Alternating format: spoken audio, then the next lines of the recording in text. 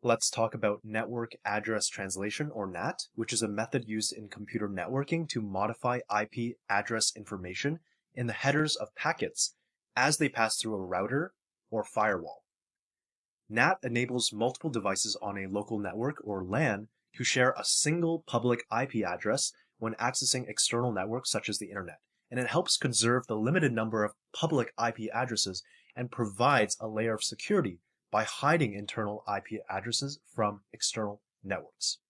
There's different types of NAT. First and foremost, there's static NAT, which maps a single internal IP address to a single external IP address. And this is useful for hosting services that require a consistent public IP. In this diagram, this is not displaying static NAT. It's actually displaying a type of dynamic NAT, which I will explain. So dynamic NAT maps a range of internal IP addresses to a pool of public IP addresses. So static NAT is one-to-one, dynamic NAT is many-to-many, and the mapping changes dynamically based on availability.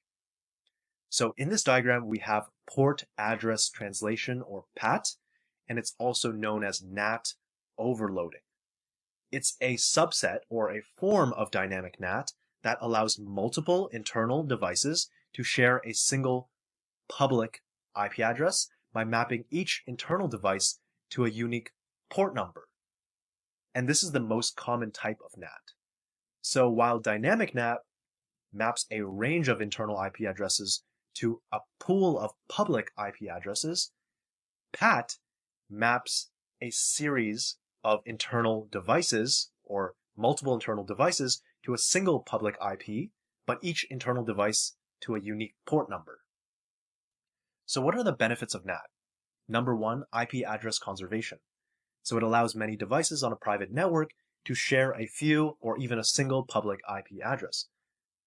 It also provides improved security. It hides internal network addresses from the public internet, making it harder for attackers to directly access internal devices. And lastly, it provides flexibility. It makes it easier to change internal network structures without affecting external communications. So let's talk a bit more about NAT, specifically the variant known as port address translation, or PAT, also known as NAT overload.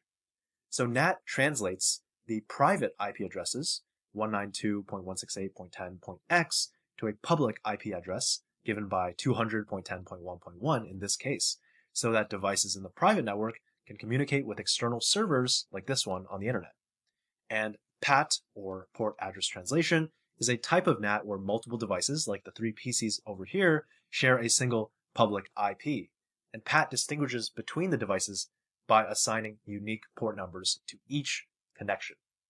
So, when these PCs, 192.168.10.2.3, and 0.4, send traffic to the internet, the router, given by this R1 component, changes their private IPs to the public IP, 200.10.1.1, and assigns a unique port for each outgoing connection.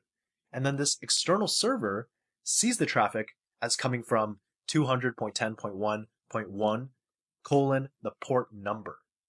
So when the server responds, RI, or R1, uses the port number to route the incoming data back to the correct PC in the local network. And so, again, just to reinforce this, why are we using port address translation, or PAT? It allows multiple devices to share a single public IP, while keeping these internal IPs all private. It's very useful for home networks or corporate environments when there are more devices than available public IP addresses.